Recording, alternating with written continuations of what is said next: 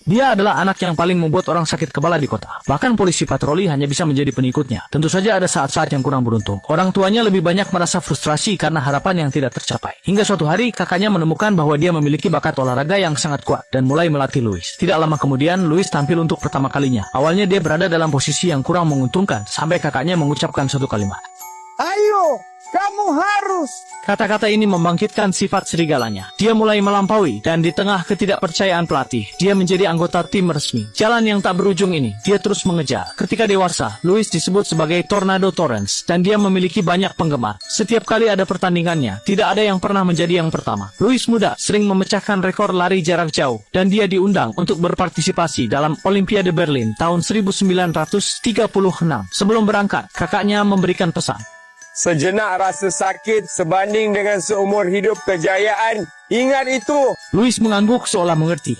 Para elit dari berbagai negara berkumpul di Olimpiade Berlin dalam cabang lari jarak jauh. Louis muncul. Dengan suara tembakan, perlombaan resmi dimulai. Keluarga hanya bisa mendengarkan suara siaran yang tegang melalui radio. Dia menjadi kebanggaan orang-orang di kota. Awalnya, Louis tertinggal jauh. Hingga putaran terakhir, dia mulai meningkatkan kecepatan, terus melewati lawan-lawannya. Ekspresi keluarga menjelaskan segalanya.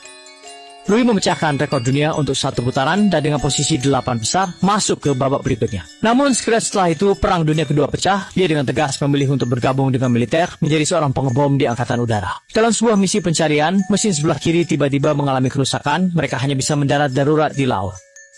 Dua skoci menjadi harapan bagi 3 orang. Di depan mereka adalah lautan yang tak berujung. Untungnya masih ada beberapa persediaan. Tetapi jika ingin bertahan hidup, mereka harus mengontrol makanan. Setelah 1 malam, Louis menemukan kantong makanan. Teman seperti ini memang jarang ada. Pada hari ketiga, teman mulai putus asa, kulit juga mulai retak. Kebetulan ada burung camar yang datang. Louis melihat kesempatan dan menangkapnya. Tetapi ketika sedang memprosesnya, apakah ada teman yang bisa menjelaskan kepada saya? Makan tidak bisa. Mereka menggunakan dagingnya untuk memancing ikan. Dan ternyata berhasil. Protein dari ikan membuat mereka sangat puas. Selama 20 hari, mereka berkali-kali lolos dari maut. Setiap kali hujan turun, mereka membuka mulut lebar-lebar untuk menikmatinya. Kadang-kadang mereka juga bisa menangkap bayi hiu, yang cukup untuk dimakan selama beberapa hari. Beberapa hari kemudian, akhirnya salah satu rekan tidak tahan dan meninggal dunia. 2 orang lainnya mengadakan pemakaman laut untuknya. Sekarang setiap hari menjadi sebuah penderitaan. Hingga hari itu, 2 orang yang tertidur lelap tertutupi oleh bayangan kapal. Apa yang akan menyambut mereka? Sebuah kendaraan yang penuh dengan tentara Amerika dikirim ke kamp tawanan perang di Jepang. Ini sudah entah kelompok tawanan yang keberapa. Setelah semua orang berbaris dengan rapi, seorang perwira muncul untuk memberikan pengarahan. Sebagai kepala kamp tawanan perang, dia mulai menjelaskan aturan di sini. Pria itu bernama Watanabe, seorang perwira yang kejam. Louis hanya melirik sekali. Watanabe langsung memukulnya dengan tongkat. Jika dia melihat lagi, maka akan terus dipukul. Yang bisa mereka lakukan hanyalah menunduk dan diam. Jangan lihat aku. Di sini tidak ada kebebasan, apalagi martabat. Setelah berdiri lama sebagai hukuman, Louis dan yang lainnya diatur tempat tidurnya. Seorang veteran menasihati dengan baik, jangan memprovokasi Watanabe, dia sangat kejam. Waktu berlalu dan sudah musim dingin. Hari itu Watanabe datang mencari masalah. Dia menemukan dari daftar bahwa ada atlet Olimpiade di antara para tawanan perang. Siapa atlet Olimpiade itu? Watanabe mengatur bawahannya untuk berlomba dengan Louis. Setelah suara tembakan, perlombaan dimulai. Rekan-rekannya diam-diam menyemangatinya. Tapi sekarang berbeda. Kekurangan gizi jangka panjang membuat tubuhnya tidak kuat menanggung beban. Dengan susah payah, Louis bangkit dan memberitahu mereka apa itu semangat Olimpiade. Meskipun kalah, tidak boleh kehilangan martabat. Perang terus berlanjut, yang bisa mereka lakukan hanyalah menunggu perang berakhir. Namun Watanabe yang tanah airnya terancam tidak berpikir demikian. Dia sering melampiaskan amarahnya pada Louis. Hingga suatu hari orang-orang dari stasiun radio datang. Saat itu Amerika mengira Louis sudah meninggal. Yang harus mereka lakukan adalah membuat Louis berbicara dan menyampaikan suaranya ke Amerika. Memberitahu mereka bahwa dia masih hidup dan hidup dengan baik. Inilah yang disebut perang psikologis. Setelah berbicara, akhirnya dia makan kenyang dan stasiun radio sangat puas dengan penampilannya. Bahkan menyiapkan naskah pidato berikutnya. Tetapi isinya semua tentang mencemarkan nama baik negara. Tentu saja Louis menolak. Mereka berkata, rekan-rekan di belakangmu juga melakukannya. Hidup mereka sangat baik. Jika tidak mengikuti, hanya bisa dikirim kembali ke kamp tawanan perang. Pilihannya sangat tegas. Melihat Louis, Watanabe juga bingung. Jelas bisa memiliki kehidupan yang baik, tetapi dia tetap teguh pada pendiriannya. Ketekunan Louis membuat Watanabe marah. Dia memerintahkan semua tawanan perang berbaris rapi. Setiap orang memukulnya sekali. Jika tidak melakukannya, maka akan melampiaskan kemarahan pada orang lain. Lakukan, Pak. Ayo. Yang harus datang tetap datang. Ayo, pukul aku. Orang-orang di belakangnya satu persatu. Meskipun begitu, Louis tetap bertahan. Dia teringat kata-kata kakaknya. Jika aku bisa menahannya, aku bisa melakukannya. Dia tidak bisa berdiri, dia didukung oleh orang lain. Pada saat ini, dia menjadi kepercayaan di hati semua orang. Setelah orang terakhir memukul, sudah menjelang sore, Louis jatuh tak berdaya. Beberapa hari kemudian, kamp tawanan perang mengadakan pertunjukan teater. Watanabe datang ke samping Louis, memberitahunya bahwa dia telah dipromosikan dan akan segera meninggalkan tempat ini.